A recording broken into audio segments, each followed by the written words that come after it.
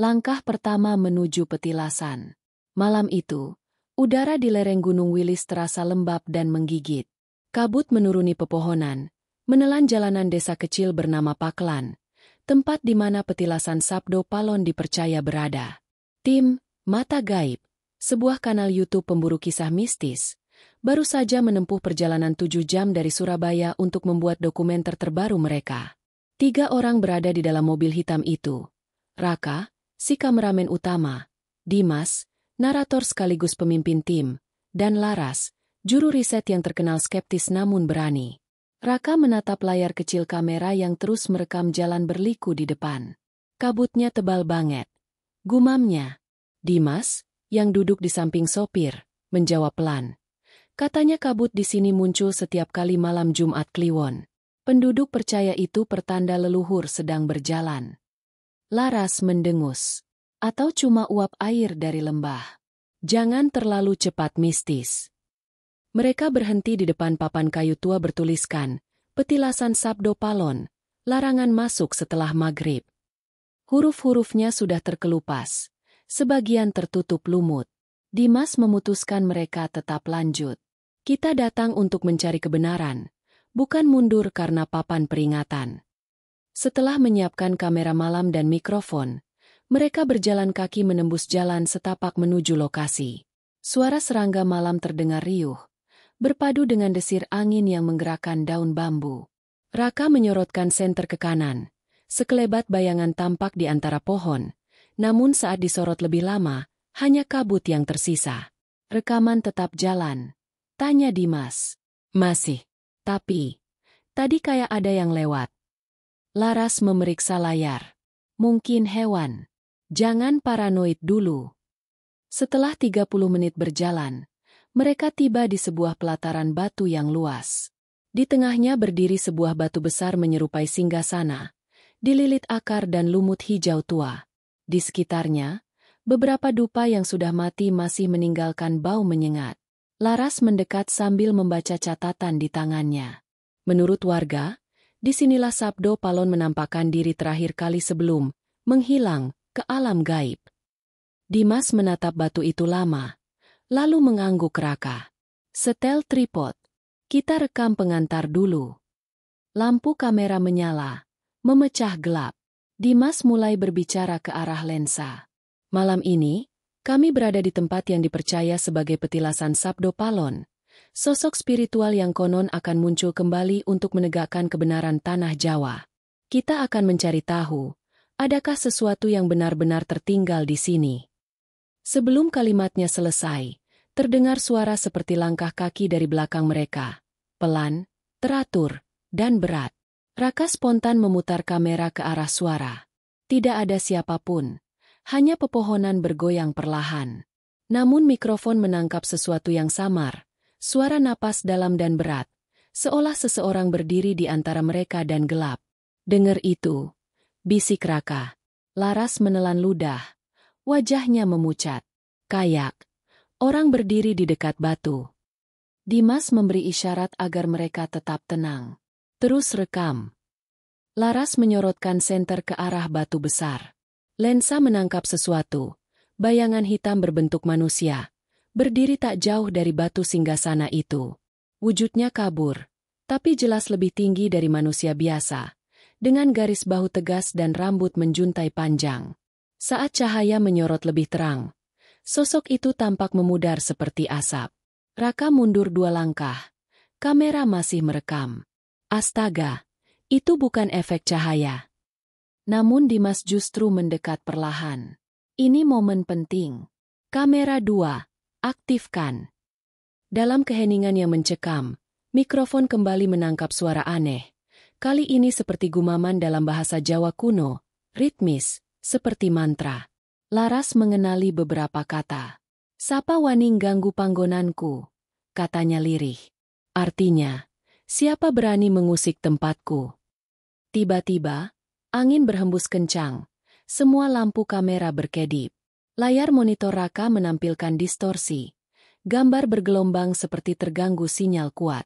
Saat kembali jernih, sosok hitam itu sudah berdiri tepat di belakang Dimas. Jelas, Meski hanya sepersekian detik, sebelum hilang lagi. Raka berteriak, "Dimas, belakangmu!" Namun Dimas hanya menoleh cepat, tak melihat apa-apa. Mungkin glitch. Tapi suaranya bergetar. Mereka memutuskan menghentikan pengambilan gambar dan segera kembali ke mobil. Dalam perjalanan pulang menuruni jalan setapak, Raka terus memeriksa hasil rekaman di layar kecil. Di detik ke-12 menit terakhir, tepat sebelum kamera mati, terlihat bayangan itu melangkah perlahan mendekat ke arah kamera, lalu menunduk seakan menatap langsung ke lensa. Laras menutup mulutnya. Ketakutan. "Besok kita lihat di laptop," kata Dimas datar, mencoba tenang. Tapi matanya kosong. Dalam benaknya, suara gumaman itu masih berulang-ulang memanggil. "Sapa wani ganggu panggonanku?" Rekaman yang tidak boleh diputar. Keesokan paginya, matahari menyusup malu-malu dari balik kabut tebal. Penginapan kecil di tepi desa Pakelan terasa sunyi. Hanya bunyi ayam dan desir angin dari pegunungan. Raka duduk di depan laptop, memandangi layar dengan mata merah akibat tak tidur semalaman. Rekamannya kacau, tapi ada bagian yang gak bisa dijelaskan, katanya pelan. Dimas baru saja keluar dari kamar, membawa secangkir kopi. "Kita lihat bersama." Laras bergabung, masih tampak lelah namun penasaran. "Aku masih belum yakin itu penampakan. Bisa jadi pantulan." Raka memutar video dari awal. Di layar, tampak mereka bertiga berjalan di jalan setapak menuju petilasan. Semua tampak normal, sampai bagian ketika batu besar itu muncul. Dimas dalam video sedang berbicara ke kamera, lalu suara langkah berat terdengar lagi. "Dengar, ini bagian waktu kita dengar suara aneh," ujar Raka. Ia memperlambat kecepatan video, menajamkan audio. Suara gumaman samar muncul, kali ini lebih jelas. Suaranya serak, berat, namun jelas berbicara dalam bahasa Jawa halus. "Aku wis bali. Wektu wis cedhak." Laras menatap Dimas. "Artinya, aku sudah kembali. Waktunya sudah dekat." Dimas menegakkan tubuh. Kalimat itu belum pernah muncul di sumber manapun tentang Sabdo Palon. Raka menghentikan video, memundurkan beberapa detik. "Lihat bagian ini." Saat lampu kamera menyala lagi, muncul sosok kabur di belakang Dimas. Tapi kali ini, ketika diperbesar, terlihat jelas mata. 2 titik merah samar menatap lurus ke arah lensa, bukan pantulan.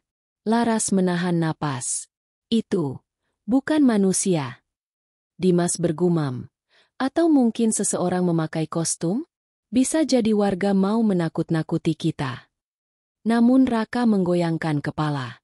Kalau itu orang, kenapa tubuhnya transparan di bagian bawah? Lihat kakinya, seperti kabut. Suasana kamar mendadak sunyi.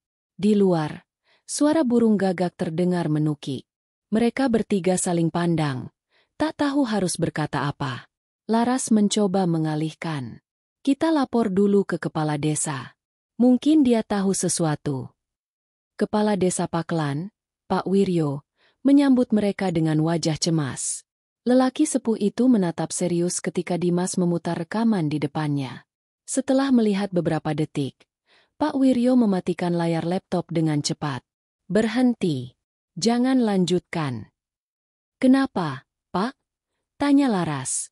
"Yang kalian rekam bukan sekadar bayangan. Itu penjaga petilasan. Dulu pernah ada tim lain yang merekam hal serupa. 2 orang di antara mereka hilang sebelum sempat unggah videonya." Raka menelan ludah. "Hilang gimana maksudnya?" "Pergi malam-malam. Katanya mau ambil rekaman tambahan. Esoknya, cuma kameranya yang ditemukan di tepi sungai." Dimas menatap layar yang sudah hitam. "Mungkin cuma kebetulan." Pak Wiryo menatap tajam. "Kalau kalian orang kota yang cuma cari tontonan, sebaiknya pulang sebelum malam. Di sini, tempat yang disakralkan tak suka diusik." Namun Dimas justru merasa semakin tertantang. "Justru karena sakral, kami ingin tahu kebenarannya."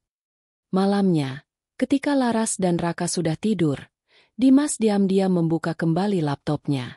Ia ingin meninjau lebih jauh bagian rekaman terakhir, terutama potongan sebelum kamera mati. Saat videonya diputar ulang, layar tiba-tiba menampilkan distorsi acak, seperti gangguan elektromagnetik.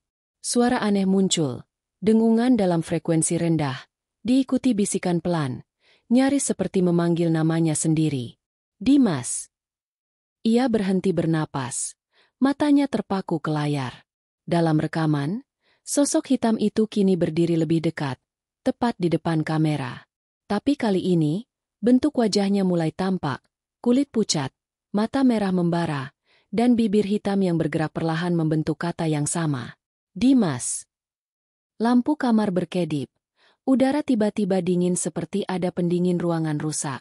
Dimas berdiri cepat, menutup laptop, tapi suara itu masih terdengar, bukan dari laptop, melainkan dari belakangnya. Ia menoleh cepat. Tak ada siapa-siapa.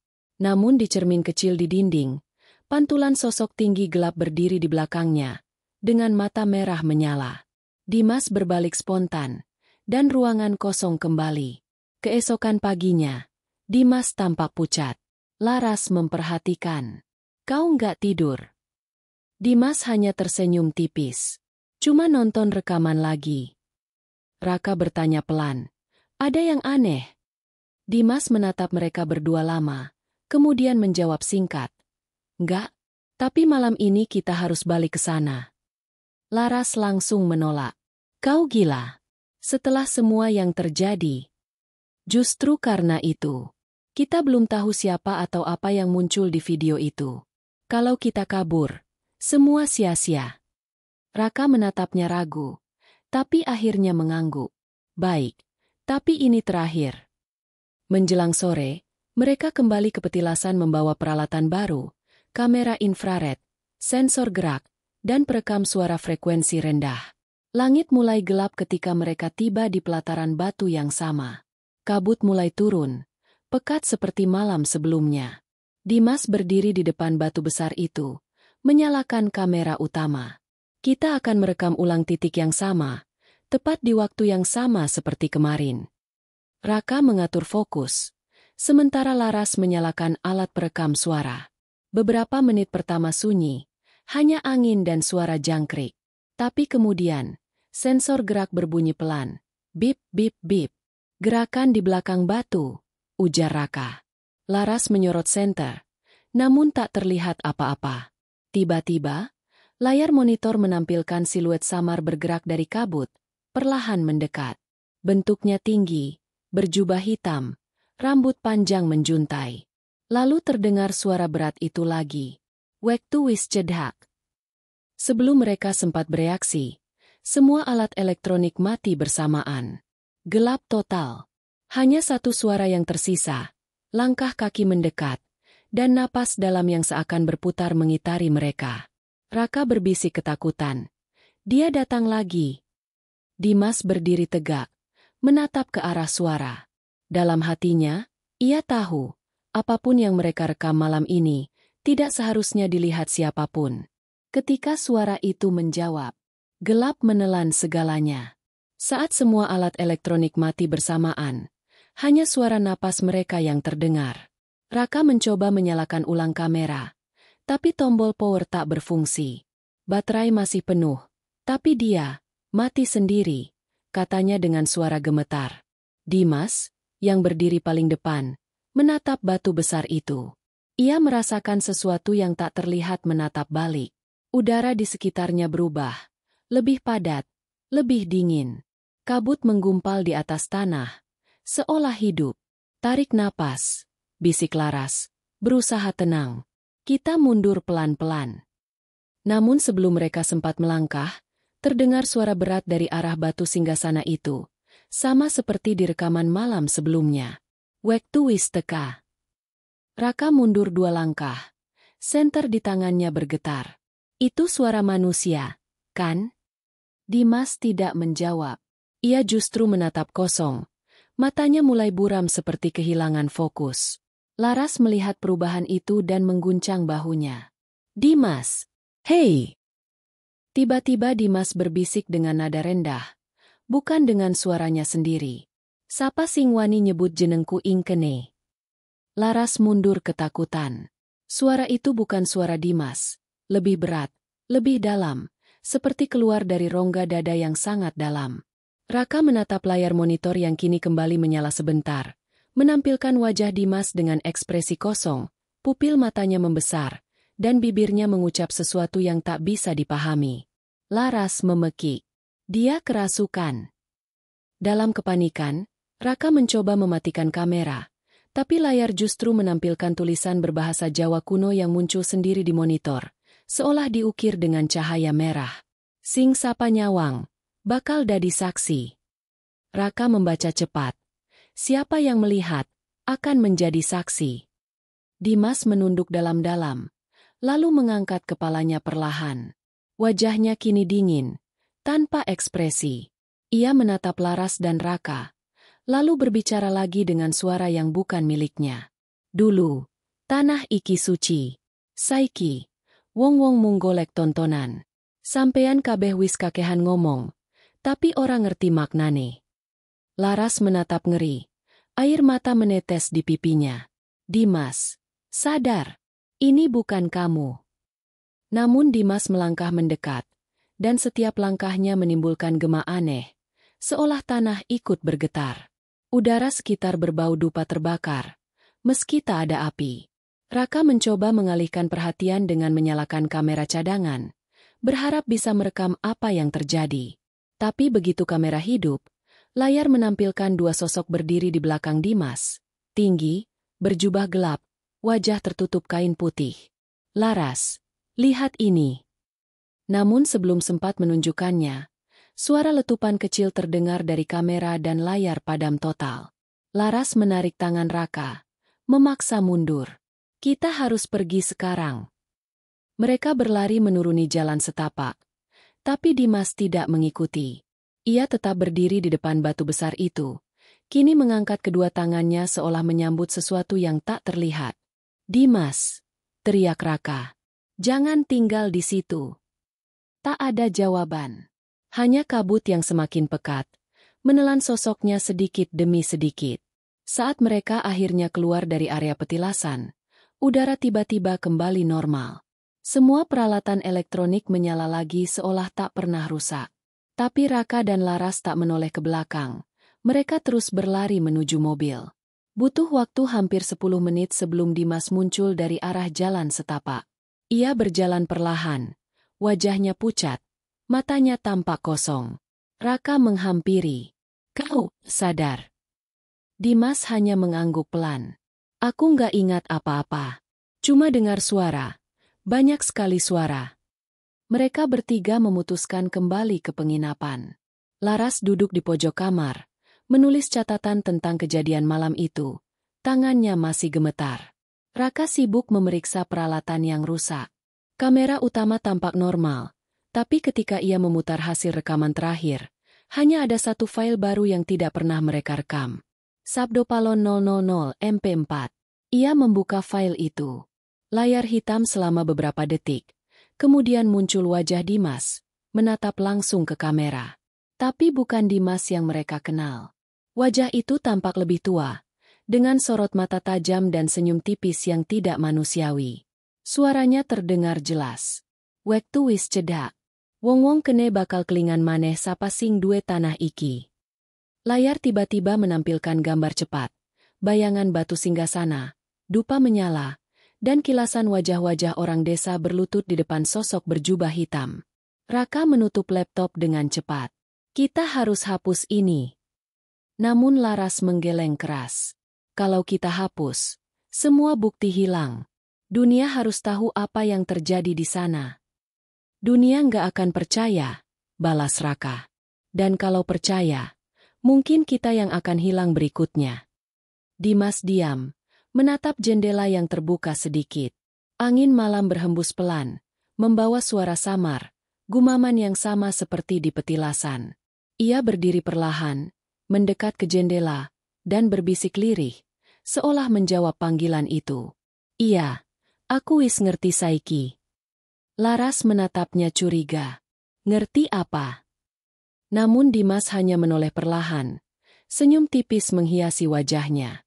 Bahwa mungkin, yang kita rekam bukan makhluk gaib, tapi bagian dari diriku sendiri yang selama ini tertidur. Malam itu, Raka terbangun oleh suara langkah di luar kamar. Ketika ia mengintip dari celah tirai, dilihatnya Dimas berdiri di halaman penginapan, menatap ke arah gunung. Di belakangnya, kabut menggulung pelan, membentuk siluet manusia tinggi berjubah, berdiri tak bergerak. Raka menutup tirai cepat dan berdoa dalam hati. Ia tahu, petilasan itu belum selesai berbicara. Dan kali ini, Dimas mungkin sudah menjadi bagian dari rahasianya. Bayangan yang mengikuti. Pagi itu, langit di atas desa Paklan tampak kelabu. Kabut tidak kunjung sirna meski matahari sudah tinggi. Burung-burung yang biasanya ramai di pohon tepi jalan menghilang entah kemana. Suasana desa seperti menahan napas. Raka duduk di teras penginapan, menatap cangkir kopinya yang sudah dingin.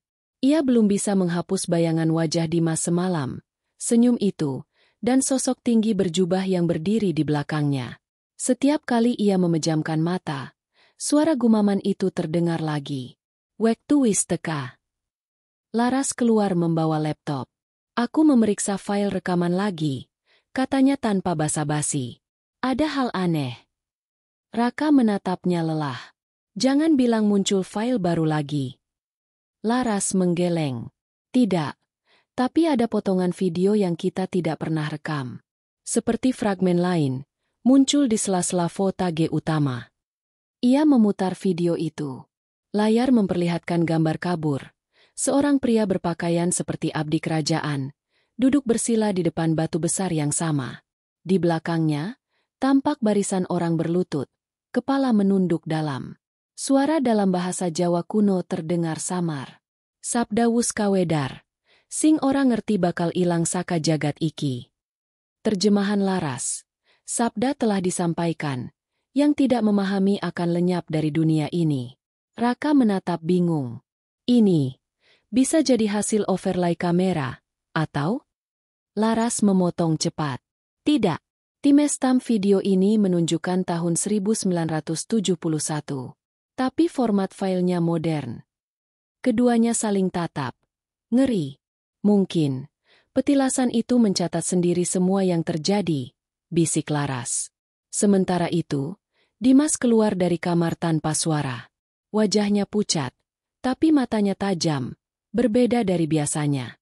Ia memandangi mereka lama sebelum berkata pelan. Kalian tidak seharusnya memutar itu. Raka berdiri. Kau sadar kita harus tahu apa yang sebenarnya terjadi, kan? Ini dokumentasi. Dimas tersenyum tipis. Tidak semua kebenaran boleh direkam. Nada suaranya tenang, tapi ada tekanan halus di baliknya yang membuat Laras merinding. Dimas, kau masih ingat tadi malam? Ia menatap ke kejauhan, ke arah Gunung Wilis yang diselimuti kabut. Aku ingat, dan aku tahu kenapa kita dipanggil ke sana. Dipanggil? Raka mengulang. Siapa yang memanggil? Dia. Jawab Dimas datar. Yang kalian sebut, sosok misterius. Tapi sebenarnya, itu bukan sosok asing. Itu bagian dari sejarah kita sendiri. Raka menatap Laras cemas. Aku rasa kita perlu pulang. Namun Dimas menatap tajam. Belum. Ada yang belum selesai. Malam ini, kita harus kembali ke sana. Menjelang malam, angin bertiup lebih kencang. Awan gelap menutupi bulan. Warga desa menutup pintu lebih awal. Beberapa bahkan membakar dupa di depan rumah. Pak Wiryo, kepala desa, mendatangi mereka dengan ekspresi tegas. Kalian masih mau ke petilasan itu lagi? Aku sudah bilang, tempat itu bukan untuk dijamah. Dimas menatapnya tajam. Justru karena itu, kami harus datang. Ada sesuatu yang harus disampaikan. Pak Wiryo memandangnya lama, lalu menunduk. Kalau kalian tetap nekat, jangan salahkan siapapun. Malam turun cepat. Mereka bertiga membawa satu kamera utama, satu senter, dan perekam audio. Namun kali ini, Dimas berjalan lebih dulu, seolah tahu jalan tanpa perlu penerangan. Langkahnya pasti, Tidak seperti manusia biasa yang menapaki tanah becek. Raka berbisik pada Laras. Dia nggak normal. Ada yang salah. Laras mengangguk. Wajahnya tegang. Tapi kita nggak bisa tinggalkan dia sendirian. Di tengah perjalanan, Dimas berhenti tiba-tiba. Ia berjongkok, menyentuh tanah. Di sini dulu, katanya. Kenapa berhenti? Dulu, disinilah darah pertama jatuh. Raka dan Laras menatap satu sama lain. Tak paham maksudnya. Dimas menatap mereka. Matanya berkilat merah samar di bawah cahaya senter. Sabdo Palon tidak pernah mati, katanya pelan. Dia hanya bersemayam di antara kata dan keyakinan. Dan siapapun yang mendengarkan terlalu lama, akan menjadi wadahnya. Tiba-tiba, sensor perekam audio berbunyi sendiri. Frekuensi tinggi mengisi udara, disusul bisikan ratusan suara, seperti banyak orang berdoa dalam bahasa tak dikenal. Laras memegang alat itu erat-erat. Wajahnya pucat. Ini bukan interferensi biasa. Lalu muncul bau tanah basah yang sangat kuat, bercampur aroma dupa terbakar. Raka mengangkat kameranya, menyorot ke arah depan. Di balik kabut, muncul siluet. Sosok berjubah hitam dengan tangan terentang, seperti menyambut mereka. Tapi kali ini, di kanan kirinya tampak banyak sosok lain, berdiri tegak. Wajah mereka tertutup kain putih. Laras, rekam, teriak Raka. Tapi alat perekam tiba-tiba mati lagi. Hanya suara angin dan langkah kaki Dimas yang terdengar semakin dekat ke batu besar. Ia berdiri di depan batu itu, memejamkan mata, lalu berlutut. Suara dalam bahasa Jawa kuno keluar dari mulutnya. Sing ora percaya, bakal ilang jenenge saka naskah bumi. Tanah di sekitar mereka bergetar ringan. Dari sela akar batu besar itu, muncul kilatan cahaya merah samar, membentuk huruf-huruf yang tak mereka kenali. Laras menjerit. Raka mencoba menarik Dimas, tapi seolah tubuhnya berat seperti menempel ke tanah. Lalu semuanya berhenti. Hening total. Dimas membuka mata perlahan, menatap mereka berdua dengan tatapan kosong. Dia sudah datang, katanya lirih. Dan sekarang, kita bukan tamu di tempat ini. Kita bagian dari upacaranya. Pagi berikutnya, penduduk desa menemukan mobil tim, mata gaib, terparkir di tepi jalan, kosong. Di kursi depan ada kamera rusak dan buku catatan Laras yang basah oleh embun. Di halaman terakhir tertulis, "Kami merekam sesuatu yang tidak berasal dari masa kini. Jika video ini ditemukan, jangan diputar saat malam. Suara di dalamnya akan menjawab." Rekaman yang tak pernah diunggah. 3 hari setelah tim, mata gaib, dilaporkan hilang, suasana kantor kecil mereka di Surabaya terasa sunyi. Di dinding tergantung poster video eksplorasi lama, penelusuran Goa Mbah Suro, jejak kiai tanpa nama, semuanya kini tampak seperti masa lalu yang jauh. Arga, editor utama kanal itu, duduk di depan layar komputer, menatap folder yang baru saja dikirim seseorang lewat email anonim. Subjeknya hanya bertuliskan, "Kirim balik kalau berani." Arga membuka lampiran itu. Satu file video di dalamnya, Sabdo Palon 000 MP4. Ukurannya lebih besar dari yang biasa direkam oleh tim lapangan. Ia mendengus, mengira ini lelucon. Tapi rasa penasaran menang. Layar memunculkan pemandangan yang sudah dikenalnya. Dimas, Raka, dan Laras berjalan di tengah kabut menuju petilasan. Namun video kali ini lebih panjang. Ada potongan yang tidak pernah ia lihat sebelumnya. Di menit ke-17, kamera bergerak sendiri, seolah ada tangan lain yang memegangnya. Lalu muncul adegan yang membuat tengkuk Arga merinding. 3 sosok berdiri di depan batu besar. Dimas di tengah, menunduk, sementara Laras dan Raka berdiri diam di sisi kanan kiri, menatap kosong. Di belakang mereka, puluhan bayangan kabur berdiri melingkar, seperti penonton upacara tanpa wajah. Arga menekan pause. Ini editan, gumamnya. Tapi metadata video menunjukkan tanggal dan waktu asli. Semua peralatan rekaman terekam otomatis. Tidak ada tanda manipulasi. Ia memundurkan video beberapa detik. Saat memutar lagi, Suara asing muncul di latar belakang, tidak seperti suara manusia, lebih seperti gema dari ruang kosong. Waktu wis teka. Wong-wong sing ora ngelingi bakal ilang saka sebutan. Waktu telah tiba. Mereka yang lupa akan dihapus dari sebutan. Lampu di ruangan Arga mendadak berkelap-kelip.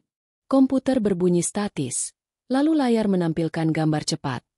Wajah Dimas yang menatap lurus, matanya merah, bibirnya bergerak pelan. Arga. Arga melompat dari kursi. Apa? Ia menatap layar lagi.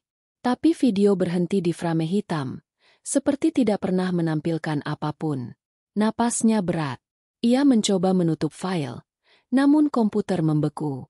Layar berubah. Muncul folder baru bernama Foto__ lengkap. Ia membukanya dengan tangan gemetar. Di dalamnya ada puluhan video pendek tanpa nama. Salah satunya memperlihatkan sudut ruangan yang sangat mirip dengan kantor Arga sendiri. Hanya saja pencahayaannya gelap dan ada seseorang duduk di kursinya. Orang itu perlahan menoleh ke arah kamera. Wajahnya sama persis dengan Arga.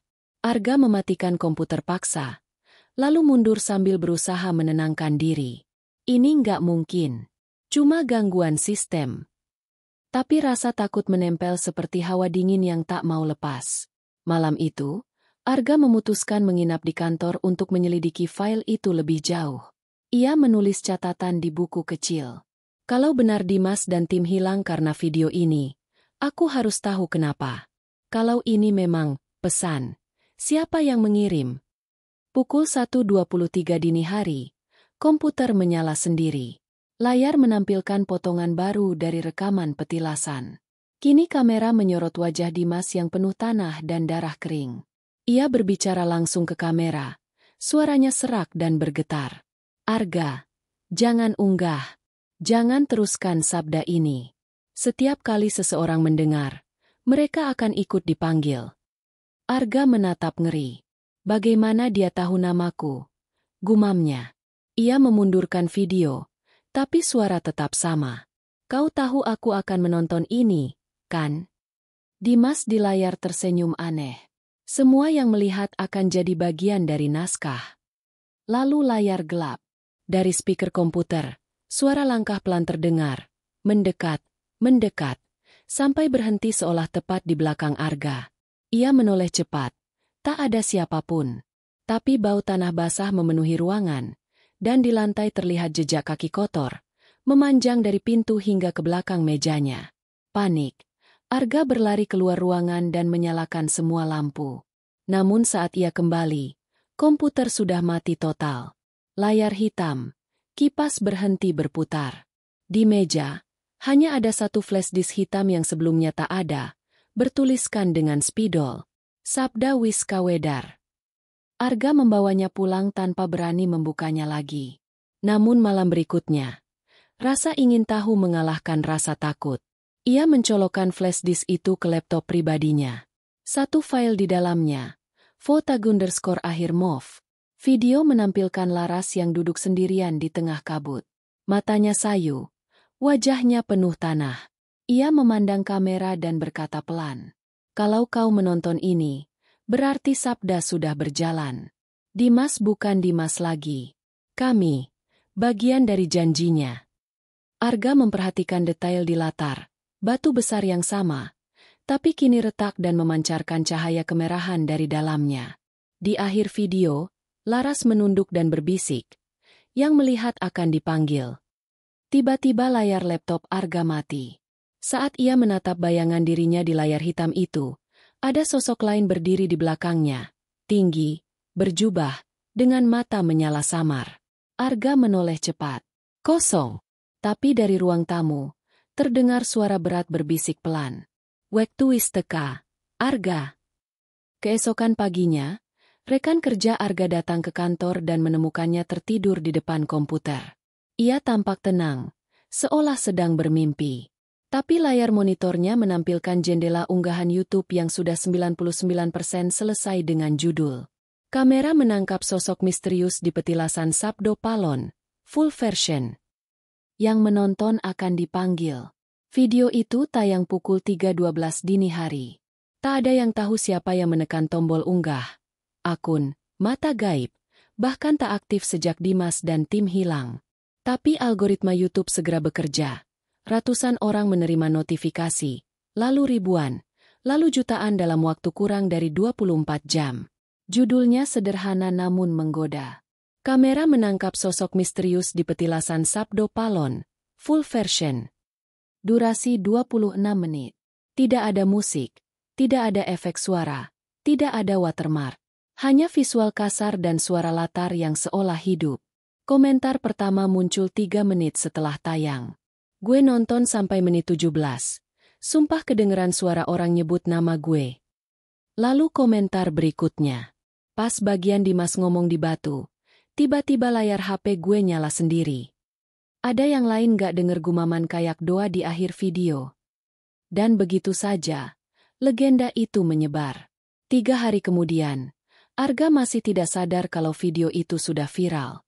Ia ditemukan oleh tetangganya di kamar apartemen dengan keadaan aneh, duduk tegak di kursi, mata terbuka tapi tak berkedip, menatap layar laptop yang menampilkan frame terakhir video, wajah laras menunduk sambil berbisik, yang melihat akan dipanggil.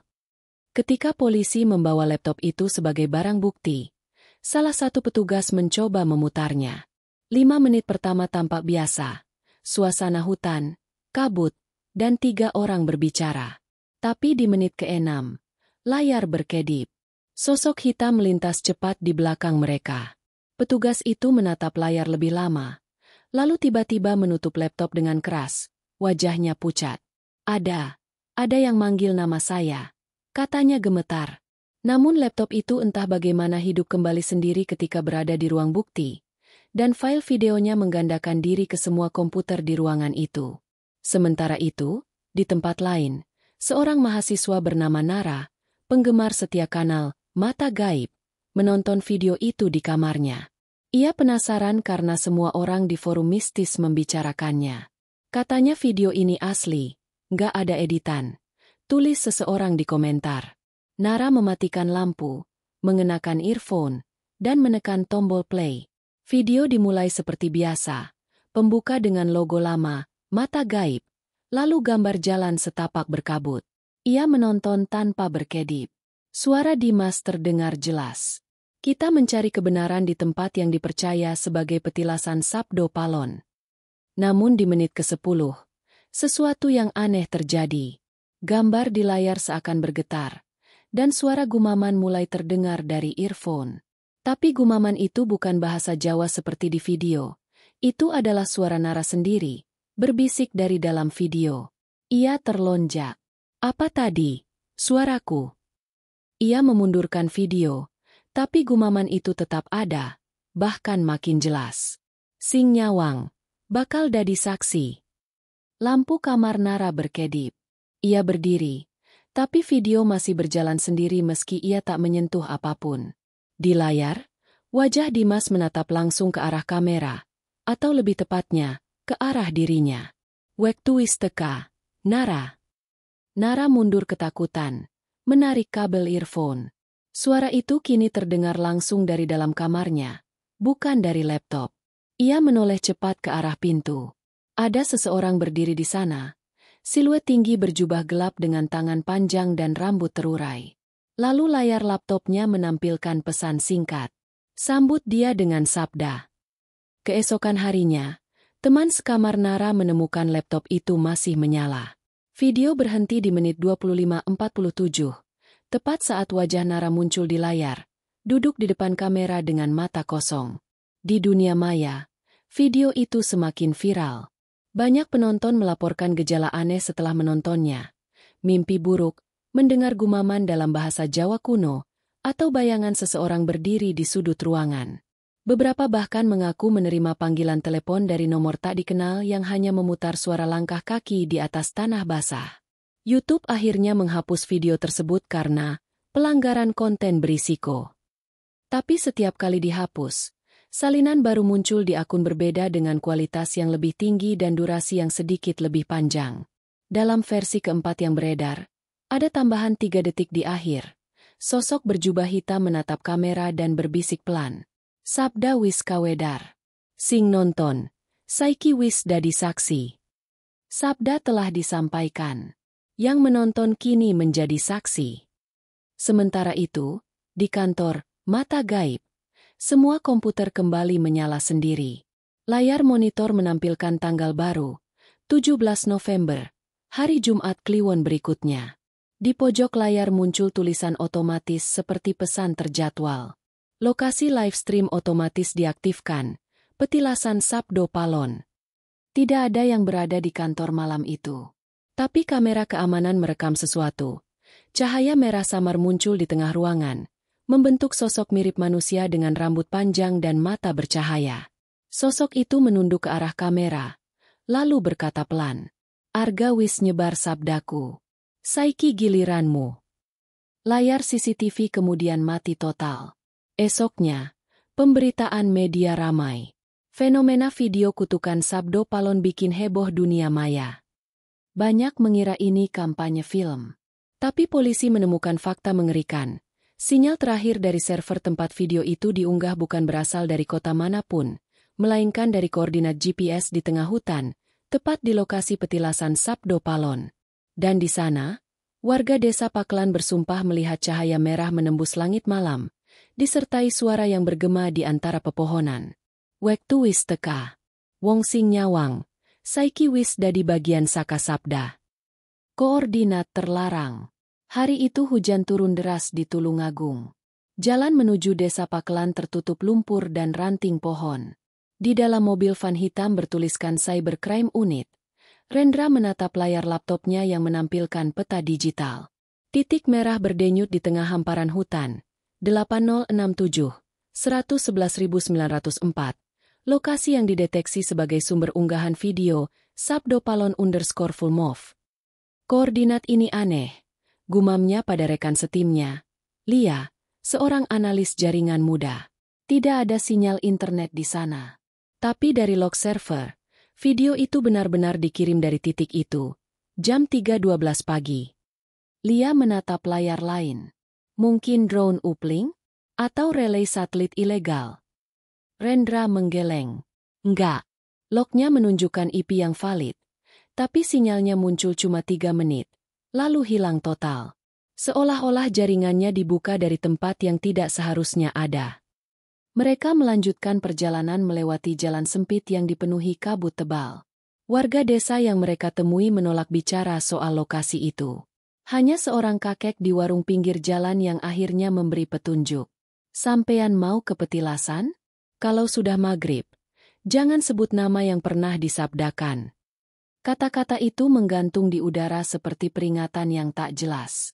Setelah 2 jam perjalanan, mobil berhenti di dekat batu besar berlumut, tanda batas petilasan Sabdo Palon. Rendra menyalakan kamera body cam untuk dokumentasi. Kita rekam semua, katanya. Kalau benar ini asal sinyal, kita harus tahu caranya bisa muncul. Namun begitu mereka melewati batu itu, alat komunikasi mereka mati serentak. Kompas digital berputar tanpa arah. Lia menatap jam tangannya. Pak, jam saya balik ke pukul 3.12. Rendra menatapnya heran. Pasti error. Ayo lanjut. Tapi semakin mereka masuk ke hutan, suasananya semakin aneh. Kabut berubah menjadi tebal dan berwarna kebiruan. Suara jangkrik menghilang, digantikan dengan bisikan samar, seperti doa yang diulang tanpa henti. Lia menggigil. Pak, suara itu, kayak dari video. Rendra menyalakan perekam audio. Suara itu makin jelas. Sabda wis kawedar. Sing teka bakal dadi saksi. Ia menatap Lia. Rekam terus.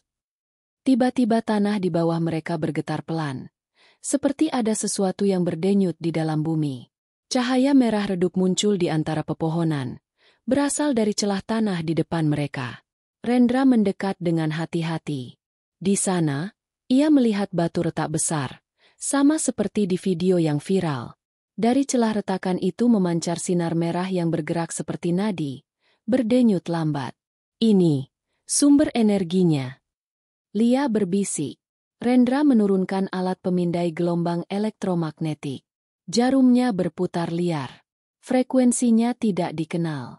Seolah ada transmisi, tapi bukan dari server biasa. Lalu suara berdengung memenuhi udara. Laptop Rendra di ransel tiba-tiba menyala sendiri. Di layarnya muncul folder baru bernama upload_log. Satu file di dalamnya. Sabda_live_aktif MP4. Siapa yang buka laptop saya? Seru Rendra. Panik. File itu terbuka otomatis. Gambar pertama menunjukkan mereka berdua, dilihat dari sudut atas, tepat seperti posisi mereka berdiri sekarang. Tapi kamera itu jelas bukan milik mereka. Lia memandangi layar dengan mata membesar. Pak, itu kita. Tapi, lihat belakang kita. Rendra menoleh cepat. Di balik kabut, sosok berjubah hitam berdiri diam, tak bergerak. Tangannya terangkat perlahan, menunjuk ke arah mereka. Suara di laptop bergema. Waktu wis teka. Wong sing nyelidiki. Saiki dadi saksi.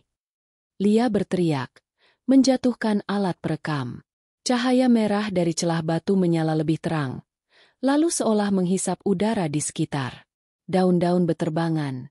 Tanah bergetar semakin kuat. Rendra menarik Lia menjauh, tapi di tengah langkah mereka, kabut menutup pandangan sepenuhnya. Sekeliling berubah sunyi total. Ketika kabut mulai mereda, Lia sudah tidak ada. Hanya headsetnya yang tertinggal di tanah. Rendra memanggil-manggil namanya. Tapi jawabannya hanyalah gema yang menyerupai suaranya sendiri. Ia menunduk, melihat layar laptop masih menampilkan video yang terus berjalan. Kini hanya ada dia sendiri di layar, menatap kebingungan. Lalu dari balik batu, sosok Laras muncul. Wajahnya pucat, matanya kosong, masih dengan pakaian yang sama seperti dalam video 3 minggu lalu. Ia melangkah pelan mendekat. Bapak nyari sumber sinyal? Suaranya lirih. Nyaris tak terdengar. Rendra tertegun. Kau siapa sebenarnya? Laras tersenyum samar. Aku cuma pembawa sabda. Yang kalian sebut video. Itu bukan rekaman. Itu pintu. Sebelum Rendra sempat mundur, layar laptopnya berkedip, menampilkan wajahnya sendiri yang perlahan berubah. Kulitnya menggelap, matanya merah, bibirnya bergetar seolah membaca mantra yang tak dimengerti. Suara Laras berubah menjadi gaung berat. Wong sing rekam, wis dadi bagian saka sabda. Rendra berteriak, tapi suaranya lenyap dalam gema kabut. 3 hari kemudian, tim pencari menemukan van cybercrime unit kosong di tepi jalan. Semua alat elektronik di dalamnya rusak total. Di laptop Rendra yang terbakar sebagian, hanya tersisa satu file utuh. Video berdurasi 26 menit dengan judul Sabda Live_aktif MP4. Dalam video itu terlihat Rendra dan Lia berjalan di tengah hutan, tapi di akhir, kamera berpindah fokus ke seseorang yang memegangnya. Wajahnya mirip Dimas, tapi dengan mata hitam penuh dan suara berbisik pelan. Sabda wis kawedar. Wong sing nyelidiki. Saiki wis dadi bagian saka naskah. Seminggu kemudian, file itu muncul di forum gelap internet. Diunggah oleh akun anonim bernama Sabdonet. Deskripsi singkatnya hanya berbunyi. Live berikutnya. Jumat Kliwon depan. Petilasan Sabdo Palon. Jangan tonton sendirian. Dan untuk pertama kalinya sejak video asli muncul, komentar di bawah unggahan itu tidak bisa dihapus. Setiap akun yang mencoba menghapusnya mendapat pesan otomatis. Sing nyawang. Wis dadi saksi. Siaran terakhir. Jumat Kliwon berikutnya datang bersamaan dengan hujan besar yang mengguyur seluruh Jawa Timur. Di server YouTube dan beberapa platform streaming lain, sistem mendeteksi lonjakan aktivitas aneh. Ribuan akun anonim menyiarkan video yang sama dengan judul identik. Sabda Live. Petilasan Sabdo Palon. Real Photag. Tidak ada channel resmi yang mengunggahnya. Tidak ada metadata. Bahkan IP asal siaran berasal dari lokasi berbeda di seluruh dunia. Namun semuanya menunjuk pada satu sumber utama, Hutan Pakelan, Tulungagung. Di kamar kecil di Malang, Nara menatap layar laptopnya dengan napas berat. Ia sudah bersumpah tidak akan pernah menonton video itu lagi. Tapi malam ini seluruh feed media sosialnya dipenuhi oleh tayangan yang sama. Siaran langsung dari Sabdo Palon. Bukan hoaks. Begitu komentar orang-orang. Nara menutup semua tab. Tapi setiap kali ia menekan tombol close, jendela baru terbuka, menampilkan gambar kabur dari hutan berkabut dengan cahaya merah di tengahnya. Di bagian atas layar tertera angka yang terus naik. Live viewers, 43,289, 56,120, 98,777. Aku harus hentikan ini, gumamnya. Ia tahu caranya. Setahun lalu ia belajar dasar pemrograman jaringan. Kalau ia bisa menemukan server pengendali, mungkin bisa memutus transmisi. Ia membuka terminal kode dan mulai menelusuri alamat siaran. Tapi sesuatu janggal. Setiap kali ia melacak IP utama, muncul notifikasi baru. Koneksi dialihkan ke localhost. Itu berarti sinyalnya datang dari komputernya sendiri. Nara menatap layar, tertegun. Mustahil. Di pojok monitor, kamera laptopnya menyala sendiri. Lampu kecil hijau berkedip. Di layar streaming, feed tiba-tiba berubah. Bukan lagi hutan, tapi kamarnya sendiri, dengan dirinya duduk di depan laptop. Ribuan penonton kini menatap langsung padanya. Komentar mulai membanjiri kolom chat. Siapa cewek ini? Kok mirip Nara yang dulu sempat hilang? Dia bagian dari naskah. Nara panik, mencoba mematikan kamera, tapi sistem menolak perintahnya. Dari speaker terdengar suara berat dan familiar. Waktu wis teka. Nara, saiki giliranmu nyebar sabdaku. Layar mendadak gelap. Lalu muncul gambar hutan yang bergetar. Dari tengah kabut, sosok Dimas muncul lagi. Matanya kini kosong. Kulitnya retak seperti tanah kering. Ia menatap langsung ke kamera. Siaran ini tak akan berhenti sampai sabda terakhir disampaikan. Tiba-tiba video berpindah ke sudut pandang drone, memperlihatkan ribuan titik cahaya merah di dalam hutan. Mereka bergerak seperti pola tertentu, membentuk tulisan raksasa di tanah. Sabda Wiskawedar. Ribuan penonton di seluruh dunia menatap pemandangan itu dengan takjub, mengira ini efek CGI. Namun satu persatu dari mereka mulai melaporkan hal aneh. Layar membeku di wajah mereka sendiri, seolah kamera menyalakan mode mirror otomatis. Lalu suara dari speaker mulai menyebut nama mereka masing-masing, dalam bahasa yang tidak mereka pahami.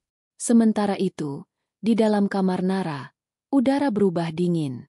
Laptopnya bergetar pelan, mengeluarkan bunyi dengung rendah. Dari layar muncul gelombang cahaya merah samar yang menembus udara seperti kabut digital. Nara menutup laptopnya dengan cepat, tapi sinar itu sudah keluar, membentuk pola di dinding, tulisan Jawa kuno yang terus bergerak. Suara Dimas kembali terdengar. Sakdurunge jagat ilang, sabda kudu ditandur. Sing ngerti, kudu nerusake. Nara menatap layar lagi. Di dalam video live, wajahnya kini muncul berdampingan dengan wajah Arga dan Rendra. Mereka seperti berbicara bersamaan, tapi bibir mereka tak bergerak. Hanya suara gema yang terdengar. Siji dadi loro. Loro dadi sewu. Sewu dadi sabda. Layar monitor laptopnya menampilkan angka 999,999 penonton. Saat jumlah mencapai 1 juta, tayangan berhenti. Seluruh dunia mengalami gangguan selama 47 detik. Semua perangkat digital menampilkan pesan aneh dalam bahasa Jawa kuno. Satelit komunikasi di orbit melaporkan anomali gelombang elektromagnetik dari koordinat Tulungagung. Setelah gangguan mereda, semua file rekaman siaran itu hilang total, tidak tersisa satupun salinan, bahkan dicache server. Namun bagi mereka yang menonton langsung, efeknya tetap ada. Beberapa mengaku bermimpi berada di hutan berkabut dengan cahaya merah di kejauhan. Sebagian lagi mulai berbicara dalam bahasa yang tidak mereka pahami. Ada yang menulis simbol di dinding rumah mereka dengan darah jari, simbol yang sama seperti di layar Nara malam itu. Di sisi lain, Nara terbangun di tempat asing. Ia berbaring di tanah basah, di tengah hutan. Kabut tebal menutupi sekeliling. Dari kejauhan terdengar suara langkah pelan mendekat. Sosok berjubah hitam muncul dari balik pepohonan, membungkuk sedikit. Wiswayahe, Nara, kowe sing pungkasan. Ia mencoba berdiri, tapi tubuhnya lemah. Aku cuma pengen berhentiin ini. Sosok itu mendekat. Suaranya bergema seperti dari banyak mulut sekaligus.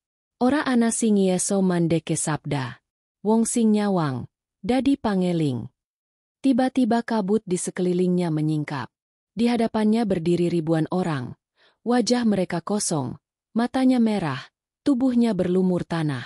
Di antara mereka, Nara melihat Dimas, Laras, Arga, dan Rendra. Semuanya menatapnya dalam diam. Lalu Dimas melangkah maju dan meletakkan tangan di bahu Nara. Sabda wis kawedar. Kowe saiki dadi pangrungu terakhir. Dalam sekejap, cahaya merah menelan seluruh hutan. Kamera yang tertinggal di atas tanah merekam semuanya. Hingga akhirnya, dari dalam sinar itu, suara Nara terdengar pelan. Sing nonton, saiki wis dadi sabda. Seminggu kemudian, di layar YouTube seluruh dunia, muncul notifikasi aneh. Channel baru, Sabdo_net. Premier dimulai dalam 3 hari. Thumbnailnya hanya menampilkan satu gambar. Wajah Nara, tersenyum samar dengan mata menyala merah, dan tulisan kecil di bawahnya. Live from the other side. Sabda yang tak bisa padam. 3 hari setelah kemunculan kanal Sabdo_net, dunia digital berubah drastis. Server di seluruh dunia mendeteksi gelombang data misterius yang meniru format streaming, namun tanpa sumber pasti. Tidak ada lokasi, tidak ada pengirim, hanya sinyal anomali yang mengandung pola suara dan visual samar, seperti gumaman doa dalam bahasa Jawa kuno. Di markas Cyber Defense International di Tokyo, seorang analis bernama Yukari menatap layar server utama. Ia melihat pola data itu berulang setiap 6 jam. Ini bukan virus biasa, katanya. Ini seperti pesan yang disiarkan lewat kode biner. Ia memperbesar satu fragmen gelombang suara dan mendengar sesuatu di baliknya. Suara perempuan berbisik lembut. Sakdurunge tembung ilang, sabda kudu bali. Sebelum kata lenyap, sabda harus kembali. Dalam rekaman itu, suara perempuan itu terdengar sangat mirip Nara. Sementara itu di Indonesia, berita tentang Sabdanet memecah 2 kubu. Sebagian percaya ini proyek rahasia pemerintah, sebagian lagi menganggapnya kutukan digital. Tapi setiap kali pihak berwenang mencoba memblokir situsnya, sinyalnya muncul lagi dengan domain baru, seperti organisme hidup yang beradaptasi. Di malam peluncuran tayangan perdana Sabdanet, jutaan orang menanti layar. Premier dimulai dalam pukul 001. Saat waktu mencapai 0, siaran dimulai tanpa peringatan. Tayangan dibuka dengan pemandangan hutan berkabut, seperti biasa. Tapi kali ini kamera bergerak menembus pepohonan dan berhenti di depan batu besar retak yang kini telah menyatu kembali, bercahaya lembut.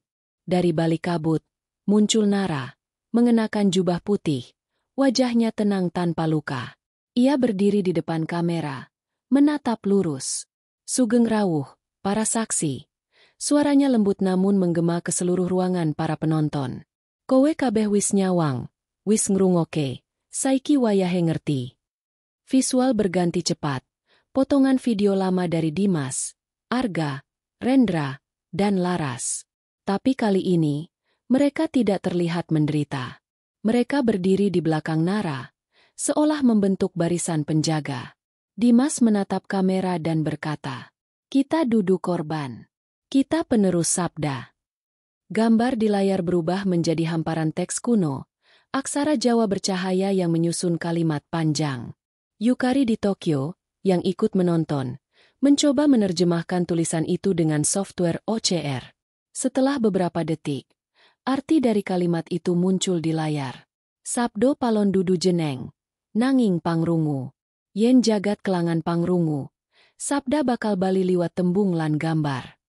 Sabdo palon bukan nama, melainkan pendengar.